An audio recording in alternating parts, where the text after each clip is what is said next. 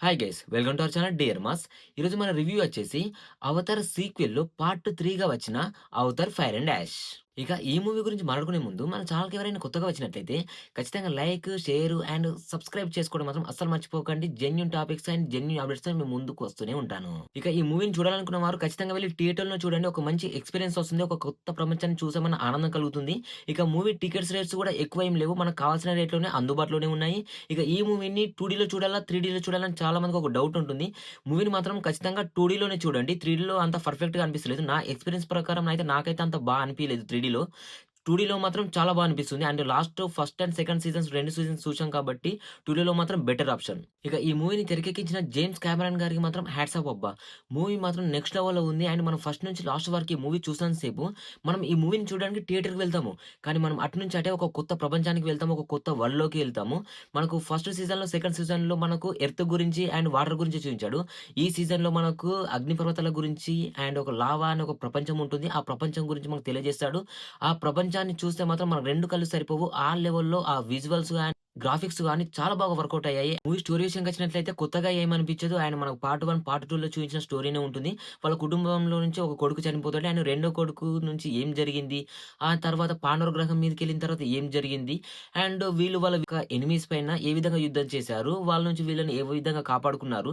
తిరిగి వాళ్ళ రాజ్యాన్ని వాళ్ళు పొందారా లేదా అనేది మూవీ యొక్క స్టోరీ. ఇందులో కొత్తగా కొన్ని క్యారెక్టర్స్ అయితే యాడ్ అవుతాయి. ఆ యాడింగ్ వల్ల కొంచెం కన్‌ఫ్యూజ్ అయ్యే అవకాశాలుంటాయి. అండ్ ఒక లేడీ విలన్ ఉంటుంది. ఆ లేడీ విలన్ నుంచి ఈ మూవీకి అయితే ఎక్కువ ఇంపాక్ట్ క్రియేట్ అయింది. మూవీ స్టార్టింగ్‌లో కొంచెం స్లోగా అనిపిస్తుంది. అండ్ మిడిల్‌కెళ్ళిన తర్వాత కొంచెం ఊపందుకుంటుంది. అండ్ ఇంటర్వెల్ ఫైట్ సీన్ గాని చాలా అనిపిస్తుంది. అండ్ క్లైమాక్స్ అయితే నెక్స్ట్ లెవెల్‌లో ఉంటుంది. కొన్ని విజువల్స్ కూడా మనం పార్ట్ 1, పార్ట్ 2లో ఆల్రెడీ చూసేసాం గదా! సేమ్ అవే విజువల్స్‌గా ఉన్నాయి గదా! కొన్ని సీన్స్ కూడా అదే విధంగా ఉన్నట్టు మనకు రీక్రియేట్ చేసినట్టు అనిపిస్తుంది.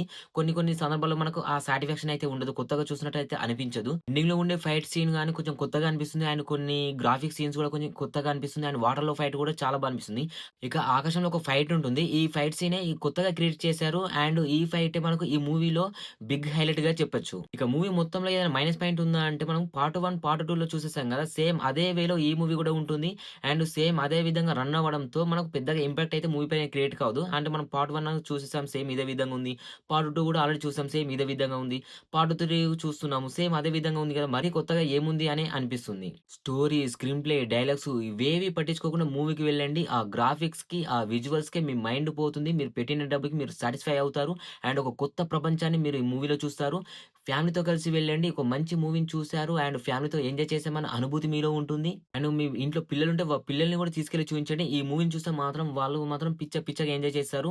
మీరు పెట్టే డబ్బులకి ఈ మూవీ డబుల్‌లో ఉంటుంది. అండ్ రెట్టింపులో మీరు సాటిస్ఫాక్షన్ పొందుతారు. ఇది గైస్ మన 'Avatar fire and dash' movie యొక్క రివ్యూ. ఈ రివ్యూ కూడా మీరు పట్టించుకోకండి. చక్కగా వెళ్లి మూవీ చూసేయండి. ఇక ఈ మూవీ రివ్యూ అండ్ మూవీ ఎలా అనిపించిందో కామెంట్ బాక్స్‌లో పిన్ చేయండి. నేను చూసి తెలుసుకుంటాను. అండ్ ఇలాంటి జెన్యూన్ రివ్యూస్ కోసం, జెన్యూన్ అప్డేట్స్ కోసం మన ఛానెల్‌ని ఫాలో చేస్తూనే ఉండండి. ఖచ్చితంగా మనం 6Kలో ఉన్నాం. కొంచెం గట్టిగా సపోర్ట్ అందిస్తే కొంచెం 10K రీచ్ అయిపోతాము. ఇప్పటికైతే ఇది guys. Thanks for watching. By by.